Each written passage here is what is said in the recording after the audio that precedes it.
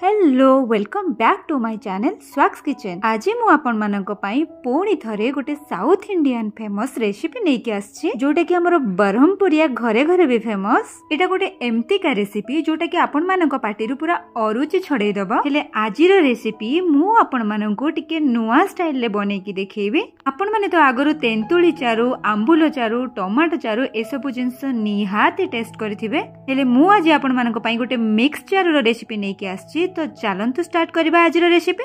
Gas ऊपर गोटे कड़ाई बसई कि आमे सेथिरे गोटे बड़ बाउल पानी नहीं जिबा।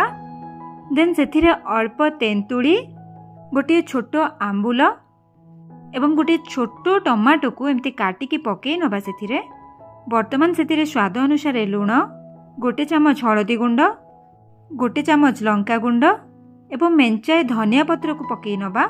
वर्तमान आमे गैस रो फ्लेम को हाई करिकी एसबु को भल भाबे फुटिबा पाई 10 रु 15 मिनट छाड़ी नबा। जेतेबेले टमाटो भल भाबे सिजी आसीबो एवं धनिया पत्र रो कलर टिके चेंज हे जिवो सेतेबेले आमे गैस रो फ्लेम को ऑफ करि नबा। आपण माने देखि पारुथिबे मु जेति की पानी देइथिली तार लेवल एठी टिके कमी आसीछि।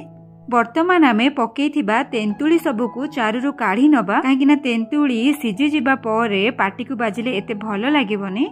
वर्तमान आमे चारु रो गोटे तड़का प्रिपरेशन करबा। चारु रो निजर टेस्ट किछि भी न थाए, तार तड़का आपण जिते जबरदस्त देबे चारु सेते जबरदस्त लागिबो। तो एठी आमे गोटे रु 2 चम्मच सोरिष तेल पकेइ नबा।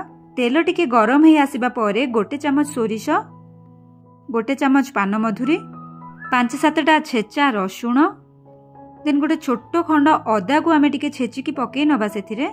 ए सब तेल रे 90% फ्राई हे आसीबा परे गोटे चम्मच धळा बिरी डाली एवं बिरी डाले टिके फ्राई हे आसीबा परे आमे गोटे छोट चामच जुआनी पकेइ नबा सेथिरे।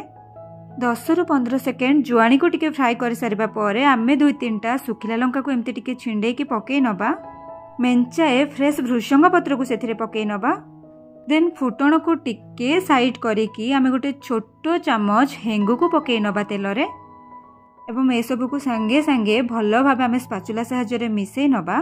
तड़का एठी हमर पूरा रेडी हे सारिछि। वर्तमान आमे 3 रु 4 डंकी चारु को आनिकी तड़का ऊपर आस्ते आस्ते करके पकेइ नबा एवं भलो भाबे मिसेइ नबा। देन आमे बाकी सब चारु को आस्ते आस्ते करके एथिरे पकेइ नबा।